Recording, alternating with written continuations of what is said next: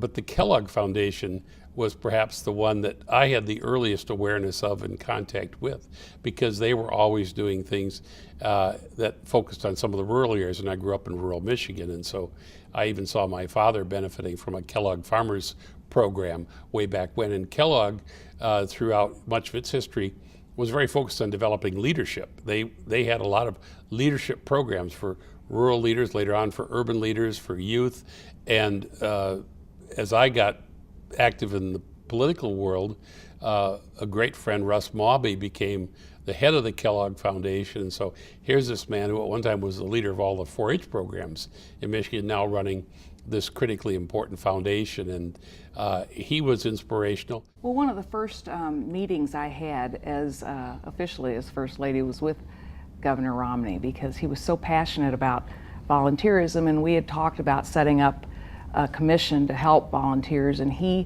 introduced me to the volunteer centers of Michigan and to the whole concept of volunteerism and how it goes hand in hand with philanthropy. And he really gave us the idea of supporting the volunteer centers rather than taking on a specific issue like a breast cancer or to take on the responsibility of helping these volunteer centers to develop the leadership and the volunteers there and their programs, because they were already doing so many great things in their communities. And each community could decide what they needed in that community, and we could provide the sort of support from whether it was the public sector or leadership development or some other kind of support for these volunteer networks that were already out there in Michigan and very strong and vibrant in Michigan.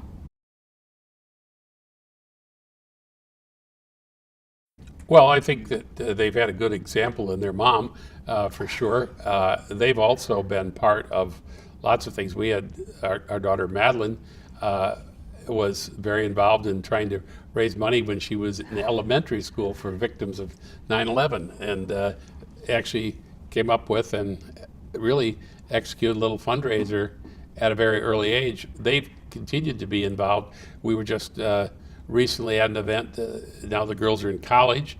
Our daughter Hannah was involved with the Take Back the Night event at Ann Arbor, where working against sexual violence. So they're doing things that matter. Our other daughter Maggie was home on spring break recently, and she was working on a curriculum for girls that are to come to her campus and learn how to code and to get active in technology and to do the part she was working on specifically was cybersecurity, for kids still in this particularly was young women still in high school. So there's I think it's just part of who they are, probably because they've had some examples, I think, along the way. I hope that's what that's come from. We have talked often about to whom much is given, much is expected. And so as John talked about, one has tutored. One was in high school, she was head of the diversity group, and there was service learning in their school. And two of our daughters' schools had service learning programs, so they were both very involved in those projects, and then in leading up the projects as seniors among freshmen. So they understand their requirements. They understand what it takes to be a good citizen of this country and of this world, really, and that is giving back in whatever way you can.